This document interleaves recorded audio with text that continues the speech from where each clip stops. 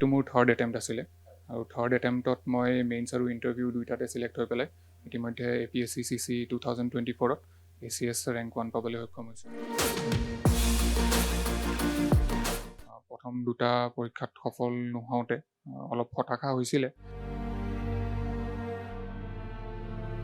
আজি APSC যি ফলাফল ঘোষণা কৰা হৈছে আৰু APSC ফলাফলত ACS ৰেংকৰ ফাৰ্ষ্ট যি প্ৰথম স্থান দখল কৰা বুলি কোৱা হয় আৰু প্ৰথম স্থান যি ফাৰ্ষ্ট ৰেংক পাবলৈ সক্ষম হৈছে নিহাৰ ৰঞ্জন ডেকা। প্ৰথমে আপোনাক কংগ্ৰেচুলেশ্যন জনাইছোঁ, শুভেচ্ছা থাকিলে। ধন্যবাদ। আজি আপোনাৰ বাবে এটা ভাল দিন, ইমান এটা ভাল ৰিজাল্ট কৰিবলৈ সক্ষম হৈছে, ফাৰ্ষ্ট ৰেংক। সাধাৰণতে যথেষ্ট কষ্ট হয় বুলি কয়, কিমান টাইম লাগিছিলে, কেনেকুৱাকৈ প্ৰিপেৰেশ্যন চলাইছিলে আপুনি?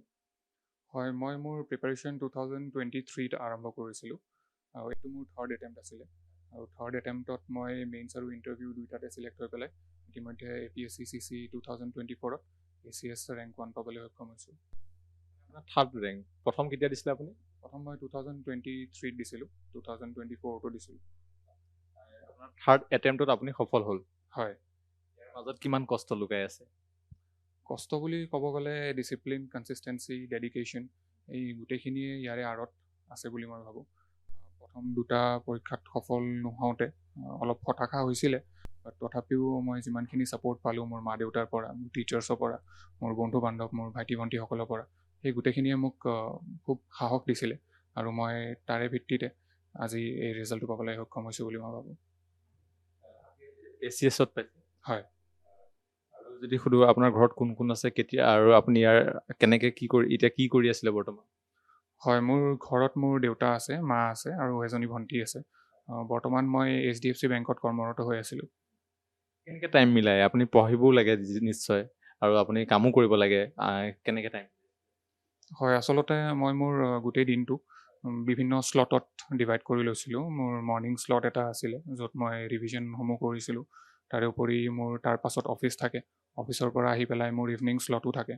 তাতেও মই নতুন বস্তু যিমানখিনি কনচেপ্টছ আছে সেইবোৰ পঢ়িছিলোঁ, ৰাতিপুৱা ৰিভাইজ কৰিছিলোঁ আৰু উইকেণ্ডছসমূহত মই টেষ্ট দিছিলোঁ। সেই গোটেই চাইকেলটোৱে মই ইতিমধ্যে এই গোটেই জাৰ্ণিটোত ৰিপিট কৰি আহিছিলোঁ আৰু তাৰে বেনিফিট মই এইটো এটেম্প্টত পাইছোঁ।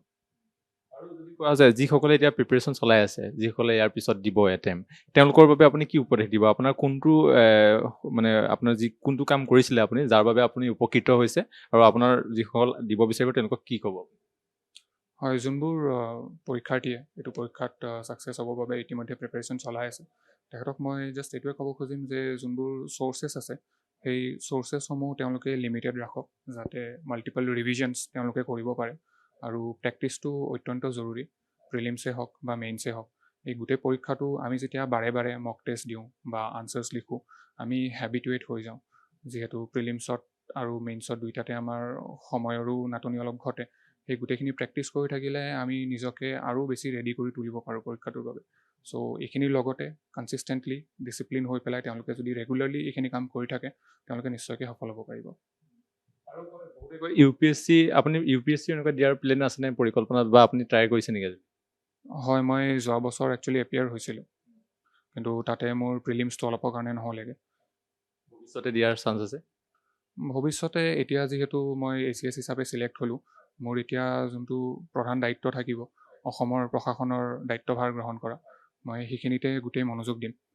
চৰকাৰী চাকৰি পোৱাৰ পিছত এটা থাকে যে ৰাইজৰ কাম নকৰি কিছুমান মন্ত্ৰীৰ হওক কাৰোবাৰ কথা শুনিবলগীয়া হয়, বহুতে তাৰপিছত চাকৰিও এৰি দিয়ে। আপোনাৰ প্ৰথম কাম কেনেকুৱা ধৰণে আপুনি কামখিনি কৰিব, কি কৰিব আপোনাৰ প্ৰথম? এজন চিভিল ছাৰ্ভেণ্ট হিচাপে মোৰ প্ৰধান দায়িত্বটোৱে থাকিব যাতে ৰাইজৰ যোনখিনি সেৱা আছে সেইখিনি মই আগবঢ়াব পাৰোঁ আৰু গোটেই যোনটো এডমিনিষ্ট্ৰেটিভ মেচিনেৰী আছে, সেইটো পাৰ্মানেণ্ট বিউৰ'ক্ৰেটছে হওক বা যোনখিনি টেম্পৰাৰী এক্সিকিউটিভছে হওক, সেই আটাইখিনিৰ মূল দায়িত্বটো চাব গ'লে ৰাইজৰ সেৱাই হয়। চ' তাৰে অধীনতে থাকি মই মোৰ বেষ্ট অফ মাই কেপাচিটিত মোৰ ডিউটি ডিscharge কৰিম। বহুতে কিন্তু প্ৰথমে এনেকেই কয়, তাৰপিছত চেঞ্জ হৈ যায়। হয়তো কিছু সংখ্যক এনেকুৱা উদাহৰণ ইতিমধ্যে দাঙি ধৰা হৈছে, কিন্তু তাৰে ভিত্তিতে গোটেইকেইজন প্ৰশাসনিক বিষয়া বা উঠি অহা যোনবোৰ এক্সপিৰিয়েঞ্চ আছে তেওঁলোকক সেই একেই চকু দি চোৱাটো সঠিক নহ'ব। বহুত ভাল মানুহো আছে, বহুত ভাল প্ৰশাসনিক বিষয়াও আছে আৰু ময়ো তেওঁলোকৰ দৰে এজন ভাল প্ৰশাসনিক বিষয়া হৈ পেলাই নিজৰ সেৱা আগবঢ়াই যাম।